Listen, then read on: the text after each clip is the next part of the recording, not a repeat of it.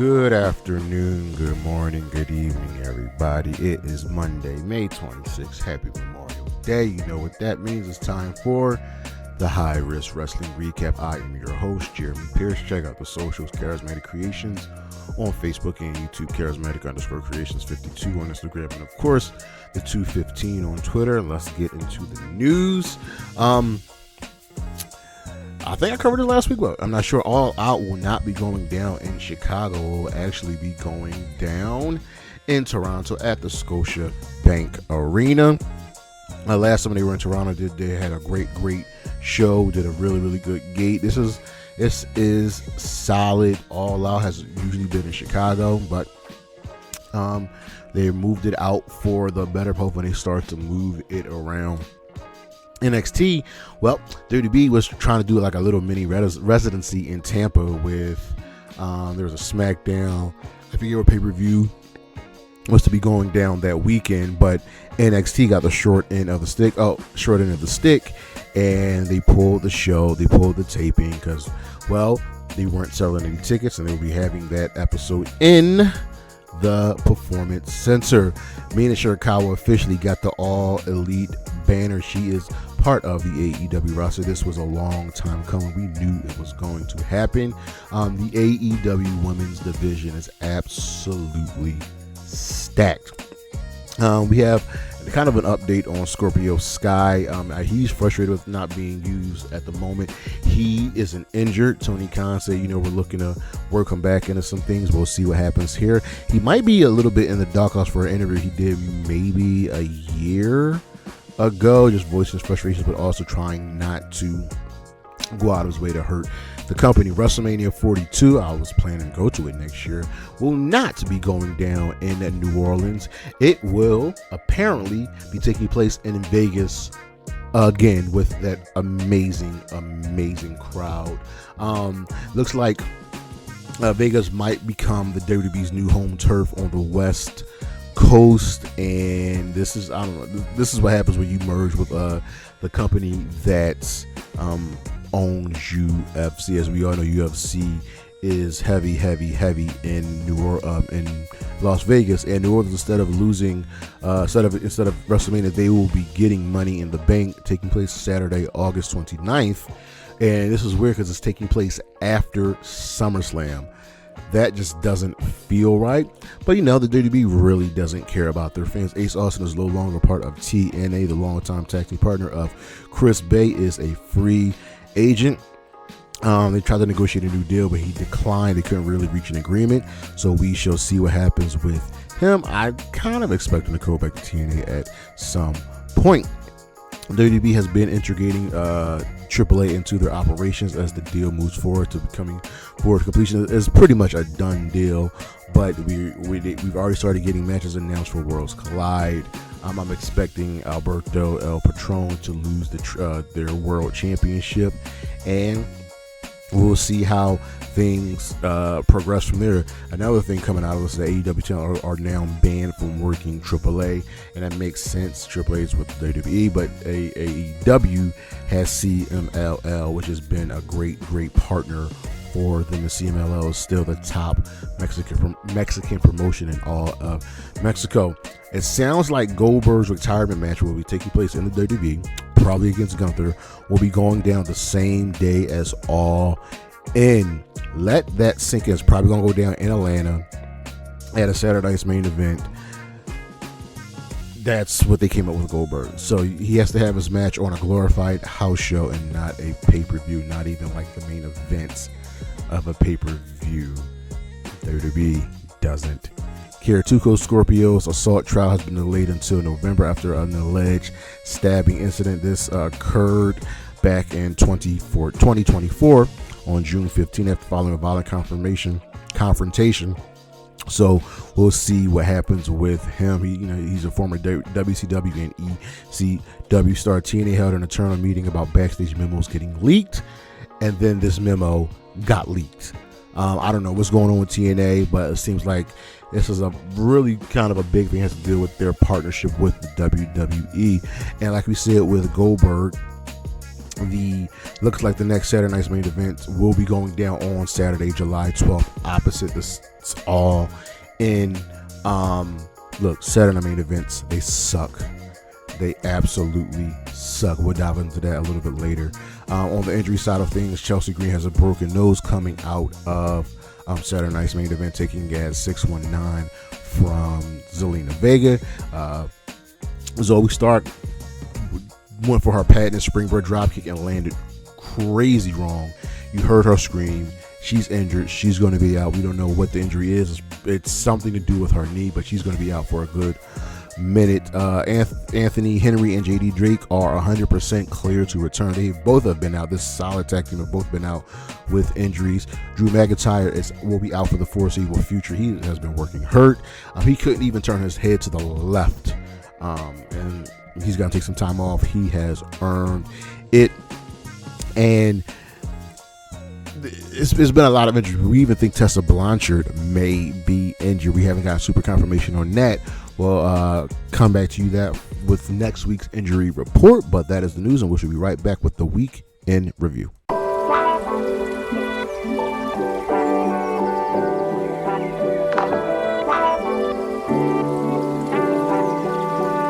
All right, here we are, the week in review, and this is one of those weird weeks where every show had a go-home show. Raw, Smackdown, NXT, Impact, Dynamite, Collision, all were preparing for major events. So we start off with Monday Night Raw. This was the go-home show for Saturday night's main event.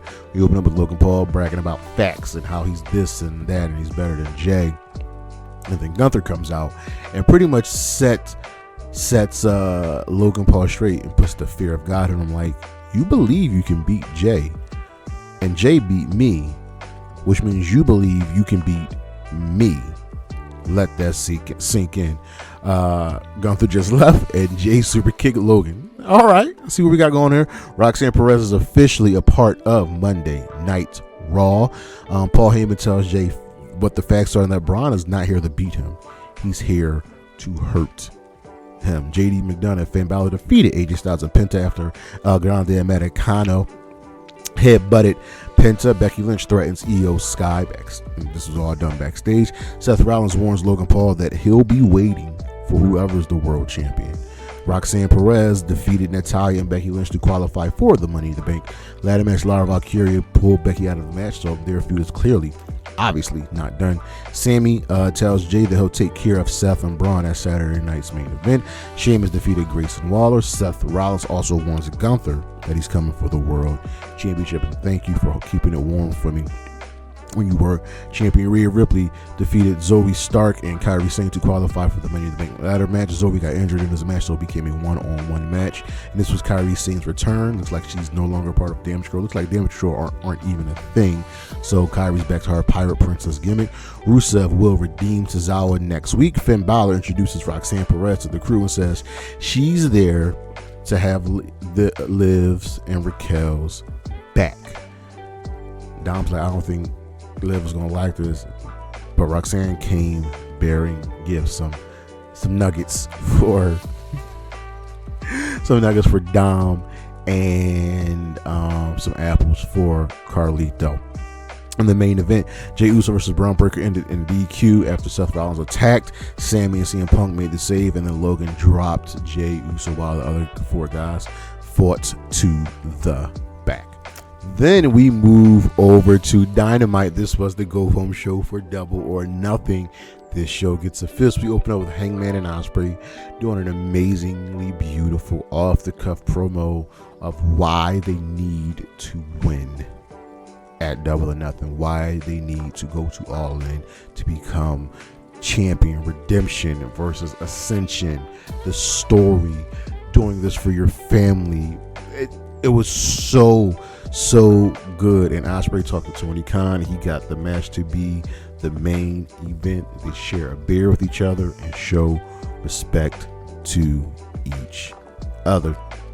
Samoa Joe, Swerve, and Powerhouse Hobbs defeated Mox and the Young Bucks. The Death Riders attacked after the match, and Shibata, Willow, and Kenny Omega made the save. Samoa Joe says that it's Buck hunting season tonight. MJF signs his contract, officially joining the Hurt Syndicate. Dustin and Sammy try to sell the tag team title match. We know they ain't got no shot in hell. Okada says so, pin Speedball, since Speedball hasn't been pinned since coming to AEW. Ricochet defeated Anthony Bowens after stabbing him with the scissors. Mark Briscoe came out with the stretcher, hit a Froggy Bow on the stretcher, opposite momentum. FTR will sign their contract. On Collision, Mercedes Moné and Jamie Hayter have an in-ring interview. Pretty much going over the same points, but Jamie baited Mercedes into attacking him, saying, she looks a little bit lighter. Remember, she doesn't have the strong women's championship anymore. Mina Shirakawa defeated Julia Hart. Sky Blue attacked Mina after the match, and Tony made the save. She was on commentary for this match. Then Mina and Tony got into it. Mina locked in the figure 4 on the ring post. As the Bucks were leaving, Samoa Joe and Powerhouse Hobbs attacked. Everything broke down. Everybody, Anarchy and Arena match, were just brawling. Gabe Kidd came out to give the bad guys the upper hand. And the show ends with the Young Bucks putting both Swerve and Omega through tables. Excuse me, y'all. Over on Impact, this was the Under Siege Go Home show. This show gets a fist. Mustafa Ali defeated Ace Austin. He as in Ali was really intense for this match. Rosemary urged Zaya Brookside to turn to the dark side, and then Lei Ying Lee, the former Zia Lee, was laid out in front of her. Laredo Kid and Octagon Jr. beat the Northern Army. Eddie Edwards won a squash match. He and Alicia argued with Cody Deaner, who was on commentary. First Class beat Sami Callihan and Mike Santana. Santino and Robert Stone have a debate. Tessa ended up attacking Ariana Grace. Masha and Victoria Crawford all got involved. Steve Macklin isn't cleared to face Cardona, so their match is being postponed for 1 week. Spitfire won a squash match. Joe Hendry and Elijah defeated Moose and JDC of the System. Kaz attacked Elijah and Hendry and Hendry ended up guitaring him. Trick Williams was on commentary for this match. Our Under Siege results are as follows. This was a very mid show. Mike Santana defeated Casey Navarro. Looks like Casey was showing some respect to Santana after the match, and then Top Dollar attacked Santana. Eddie Edwards defeated Cody Deaner, so Cody Deaner is no longer a part of TNA. The Northern Army defeated the System. The Elegance defeated Spitfire, retaining the Knockouts Tag Team Championship, forcing Spitfire to break up. We had an 8-person intergender tag team match. Mustafa Ali, Tasha Steelz, and the Great Hands defeated the Rascals, Indy Hartwell and Raj Singh. Tasha Blanchard defeated Ariana Grace. Macha Slamovich defeated Victoria Crawford. The Nemeths defeated Matt Hardy and Leon Slater. And in the main event, Joe Hendry and Elijah defeated Trick Williams and Frankie Kazarian. Over on Collision, this was the Double or Nothing Go Home show. This show gets a fist. FTR, Dan Garcia and Nigel McGuinness signed their contract. Of course, things broke down and everybody just beating up on everybody. Toni Storm was in the desert and she called me, "You lusty, busty, beautiful bastard. Just bring it." I am very much looking forward to that. The Don Callis family defeated the Outrunners and Bandito. This was a good way to get them a win before their match at Double or Nothing. Gabe Kidd didn't really explain himself, but we know why Gabe Kidd is involved. He hates AEW, and more importantly, he hates Kenny Omega. Mercedes Moné defeated Reina Isis, retaining the TBS Championship. Security stopped Jamie Hayter and Mercedes from fighting. Kyle Fletcher defeated Jay Lethal. Anybody who works well with Jay Lethal is just how it is. The Paragon made the save after the match. The Paragon then went on to defeat the Grizzled Young Veterans. I need more Grizzled Young Veterans in my life. Josh Alexander defeated A.R. Fox. Mystico Templario and Mascata Dorada defeated Los Depredadores. Harley Cameron and Anna Jay challenged Megan Bain and Penelope Ford for a match at Double or Nothing, which is accepted. Chris Statlander left a veiled threat to Willow. She's like, "Look, I am sorry, and I know I've done some things, but when you start to put words in my mouth and assume some things, well, shouldn't make threats." In the main event, Commander and Speedball Mike Bailey defeated LFI. Okada came out to try to get his hands on Bailey, but Bailey took out Okada. Over on SmackDown, this was the Saturday night's main event. go home show. This show gets a fist. Alexa Bliss introduces herself to Tiffany Stratton. Charlotte Flair comes out and tells, hey, I am going to win money in the bank. And Tiffany's like, didn't you say I took the easy way out for cashing in with the contract? You said that. So you're just a hypocrite. Julia then went on to defeat Charlotte and Zelina to qualify for said Money in the Bank ladder match. DIY says something needs to change. Michin and B-Fab saves Zelina Vega from the Secret Harvest, and Chelsea Green. A tag match is made for later in the day. Tommaso Ciampa defeated Chris Sabin after faking injury and getting an assist from Candice LeRae. She's right where she belongs. I'm a little upset we never really went in on the way. Just sucks. Damian Priest defeated him, and Drew McIntyre had a brawl. Solo Sikoa wants to bring Jimmy back into the fold, which Jacob is not really sure about that. He also says that Jason Mateo isn't blood and damn sure ain't family. Alexa Bliss burns Charlotte's like, look, congratulations for qualifying for money. Oh, I thought I was going to see you there. Apparently not. Charlotte had caught Alexa talking to Lily. B-Fab and Michin defeated the Secret Harvest. Tease between the Street Profits and the Bloodline. Santos Escobar wants Angel and Berto to trust the vision, but Berto is hesitant. Jacob Fatu and JC Mateo defeated Jimmy Uso and Rey Fenix. Maybe we will be bringing Jimmy back into the fold. R-Truth will bring Cena back. That's the man that's in front of you all right now, John Cena. That's not the child hero that R-Truth grew up loving, and he compared beautifully. He compared John Cena to Gollum because the power is corrupting Cena, and if he's got to beat the hustle, loyalty, respect back into him, then he will. LA Knight defeated Aleister Black and Shinsuke Nakamura to qualify for Money in the Bank. Miz told Miller that he offered up the Money in the Bank spot to him. We're going to get this as a face tag team.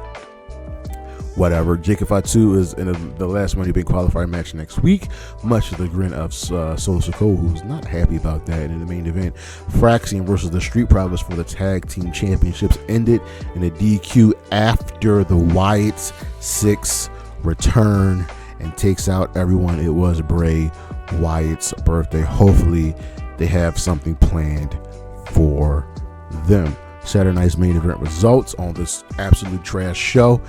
Bronson Reed and Seth Rollins defeated Sami Zayn and CM Punk with help from a returning Bronson Reed. Zelina Vega defeated Chelsea Green, retaining the United States Championship. John Cena defeated R-Truth. Truth had new gear, coming out as Cena, dressed like Cena. He had a shirt. He's Ron Cena. Came out to the entrance music and everything. Hit the 5 moves of doom. It was absolutely funny and awesome. Damian Priest definitively beat Drew McIntyre in a steel cage match. He hit it with a concerto and walked right on out. Drew got out on his own power. Like we said earlier in the show, Drew will be out for a prolonged period of time. Jey Uso defeated Logan Paul to retain the world championship. Cena tried to cause Jey to lose the match, but Cody Rhodes made his return, and we will be getting a tag match of Cody and Jey versus Logan and Cena at Money in the Bank. Of note, this was a 2-hour show. We got the same amount of matches on this show as we just got on Backlash, which was a 3-hour show, 3 hours, so a little over 3 hours. And we have 46 total minutes of wrestling on this show. That's pathetic. And the WWE doesn't care. Our matches of the week from Dynamite: Swerve, Strickland, Samoa Joe, Powerhouse Hobbs versus Jon Moxley and the Young Bucks. From Smackdown, the Street Profits versus Fraxiom for the WWE Tag Team Championship. From Double or Nothing, Mercedes Moné versus Jamie Hayter in the Women's Owen Hart Cup Final. Also from Double or Nothing, Anarchy in the Arena. And of course, the match of the match of the year, Hangman Adam Page, Will Ospreay in the Men's Owen Hart Cup Final. From NXT Battleground, Stephanie Vaquer versus Jordynne Grace for the NXT Women's Championship. Our star of the week, I'm giving it to Mercedes Moné, Adam Page, and Trick Williams for defeating Joe Hendry to become the new TNA World Champion.